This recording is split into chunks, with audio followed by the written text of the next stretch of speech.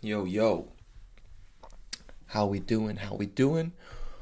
Welcome back to another watch list, little stock market prep for what I'm looking to do next week.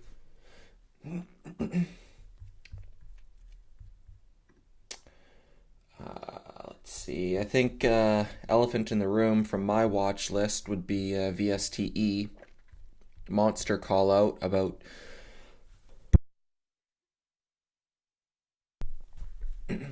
the liquidity trap. And we had a few comments on prior videos of people looking at other small cap names as liquidity traps and what I like to see on seeing them build. And I was looking for that 220 level to act as a base.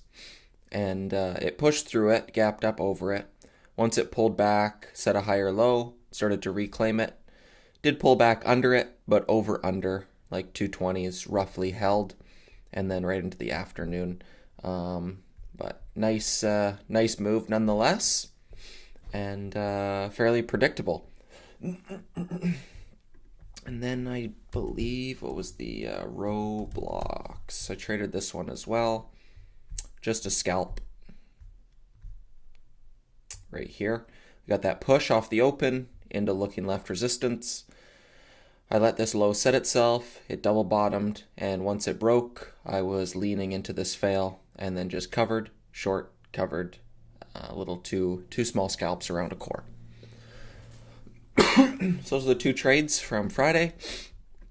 DJT, probably a fairly common topic, will be in a lot of chat rooms and a lot of traders' focus next week with the American election on Tuesday, November 5th. I'm still looking at this as a mean reversion setup. It's pushed, it's pulled, and now it needs to snap back before choosing its direction. It could continue to fade lower. Don't know when it's going to bounce. But now that we've had this little sideways day, kind of like this one, we got that capitulation, but it was pre-market. So by the time market open had come, it had already bounced like 10-12% off the lows.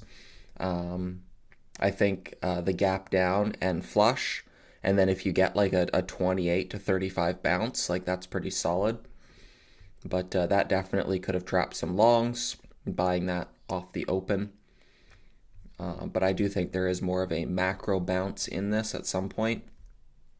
So ideally an exhaustion gap lower into some support levels, 28, 25, any of these. But if I can get same thing it did on the front side where it just goes up, up, up, and you get a massive exhaustion gap with parabolic volume.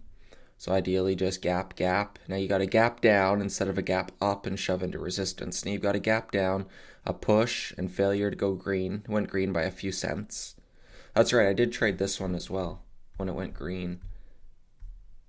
But I sold it very quickly. Right here. I bought this high daybreak here, 34.80. And the green to red line was right around low 35s, and it stuffed. So I sold it, made like 5 cents on it. But yeah, so now that we've had that gap down and failure to go green, if we can get a gap down, nice blow off to the downside, possible mean reversion. Fun. I'm not interested in bouncing, but like on prior watch lists, any parabolics up into the 840s, $9 range, I like that for a cautious lean. GNPX, after a couple wicks, so we've had that bounce and pullback, and now this should be the higher low, but we've had that couple wicks into prior support now becoming resistance off the 260s. So if this fails under 2 and then 180 confirms, I'd be a bit more short bias for a similar trade to Gevo, where we had it right here. We get that push, lower high, and then, one second, let me shut this off.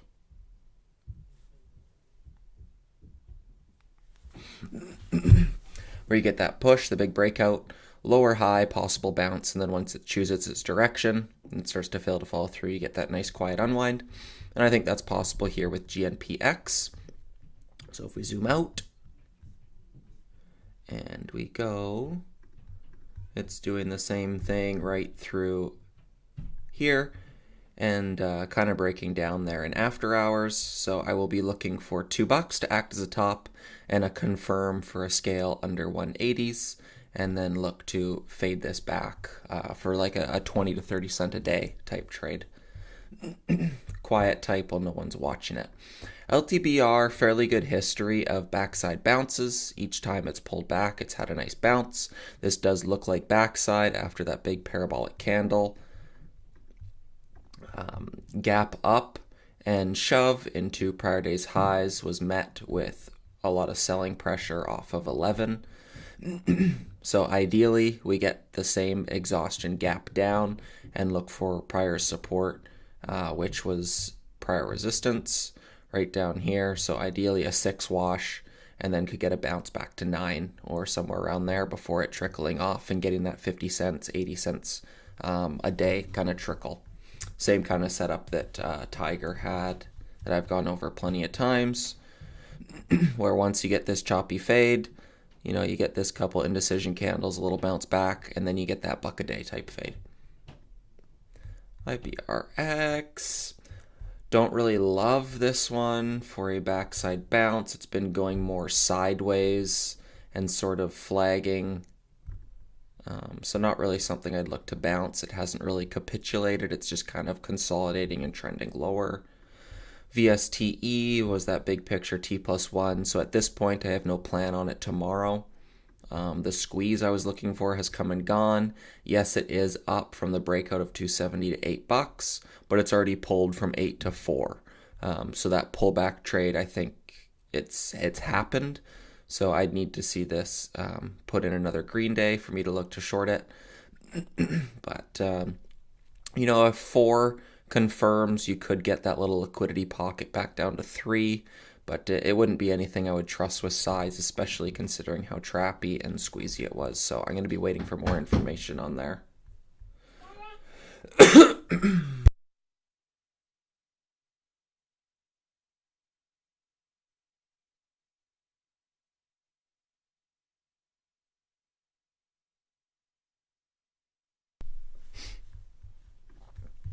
ENSC, same kind of daily chart.